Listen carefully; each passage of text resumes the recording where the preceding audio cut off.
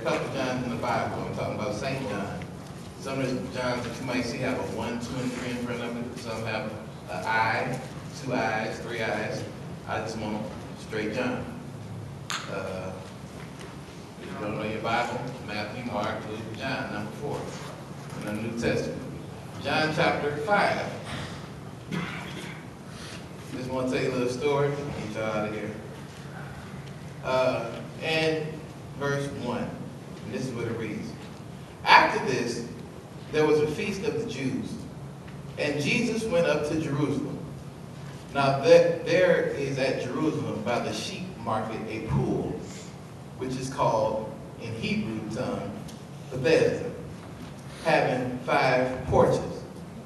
In these lay a great multitude of impotent folk, of blind, halt, withered, waiting for the moving of the water.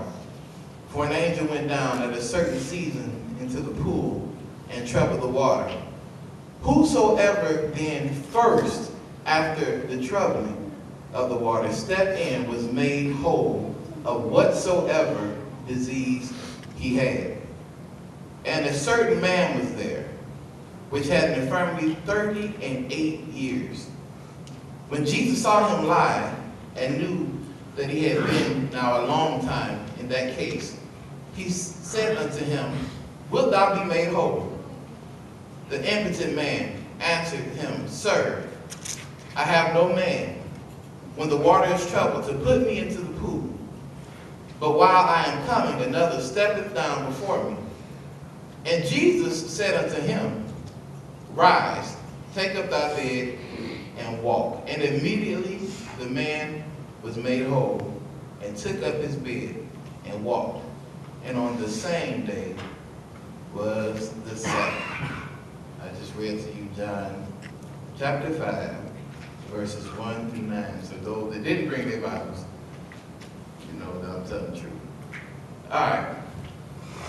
We are today discussing somebody that has some major issues. Anybody know about issues? Anybody got issues? Oh shoot, the whole place should have went up, stood up, put up both legs, turned around, spin around, sat down. You should have done that too. I know you got issues. How do I know? Because you feel it when you see. That tells me you got some kind of issues that you need worked on. And so, we got this man in the Bible. First of all, there was an area called Bethesda. It was a pool. And I don't know if you ever been to a swimming pool before. Anybody ever went swimming? You know the swimming pool, how people lay around the pool on them little white chairs. You know, we got a pool here, and folks, you know, be trying to sunbathe and all that. You know, you're already dark. You're trying to disappear, turn to dust. It's like me out there sunbathing. Right. It's not going to happen.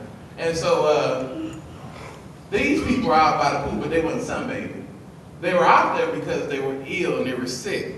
And in this pool, one time a year, an angel would come, and the angel would come and it would touch the pool, and it would stir the water in the pool.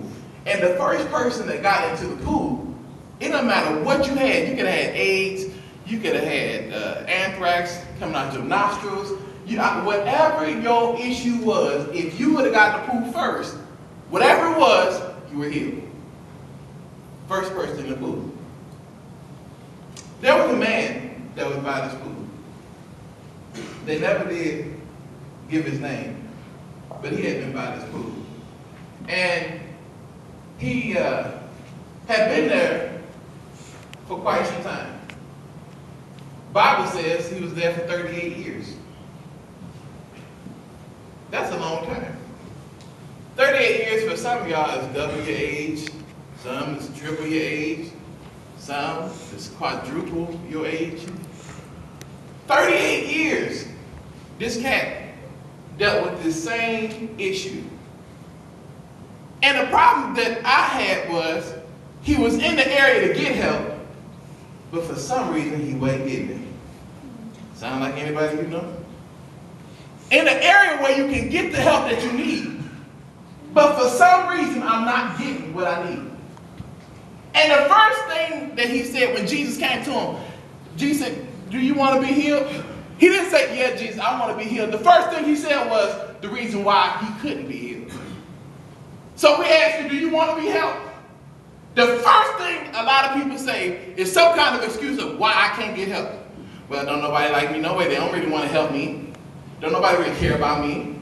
I'm out here by myself. Don't nobody care. And they're just trying to get a paycheck. Shoot, they're just wasting your time talking to me. Stop talking to me. Do you really think I want to waste my time? If I'm talking to you, then that must mean I think there's something about you that's worth me talking to you. Because if I'm not talking to you, believe me, hey, you should know. But I'm talking to you because I believe that there's something about you that can be helped. There's something about you that can change. But the thing about it is you have to make up in your own mind that that's what you want. And this man had been there so long that he said, you know what, I'm just going to always be like this.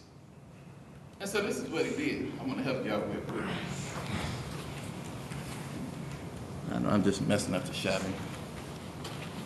This is what he did. This is what some of y'all do. You say, my mama don't like me. My daddy on drugs. My sister beat me up. I used to smoke pot myself. Nobody really care about me. I screwed my life up.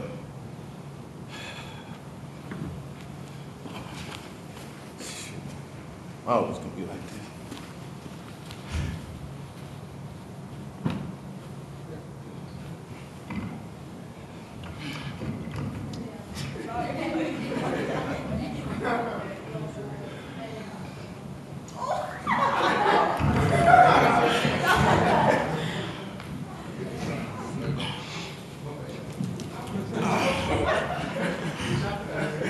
Man, I can't believe this. It was going on. Yeah. I'm down here. Anybody come down here? And see, in this position, this is your I give up. No, nobody cares. And see, the problem with this is, for 38 years, after a while, you don't get comfortable. Because this is all you know. After a while, people start saying, well, he always been like that, so he always gonna be like that. He ain't gonna never change. She ain't gonna never change. She always gonna be like that. And this is all you hear. And so, you get more comfortable. You start fixing covers.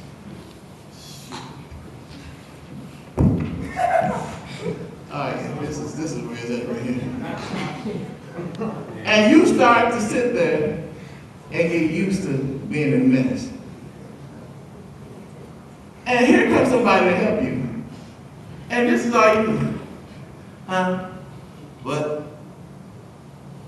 Do? Man, ain't nobody here to help me.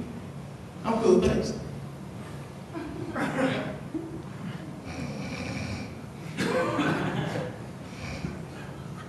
And do you know, this is why a lot of people get walked over. They don't get walked over because they're standing up, they get walked over because they're laying down. You want to know why people get passed up on stuff? Because you've been laying there in the same mess for the longest time. And you've been talking about who's going to help me? Who's going to come by and do something for me? When are you going to get up yourself? When are you going to stop making excuses of why you did what you did, why you are where you are, and say, you know what, I'm sick of being in the same spot all my life. And maybe I need to do something to get from where I am. Maybe I've been laying here. Maybe I've been thinking the same way for too long. And maybe I'm finally going to catch it. You know what? I'm sick of being, let me tell you something. When you get stuck in a place like this, you start stinking because you ain't took no bath. Huh?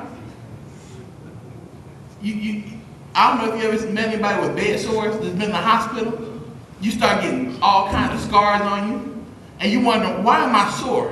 Why is it when I move that I'm sore in this spot, I'm sore in that spot? Why is it that when people say certain things to me, I start to get mad, I start wanting to cuss them out, I start wanting to fight? Why is that? Because you got bed sores. You got sores in areas that you've just been laying there for too long, and God said it's time for you to get up.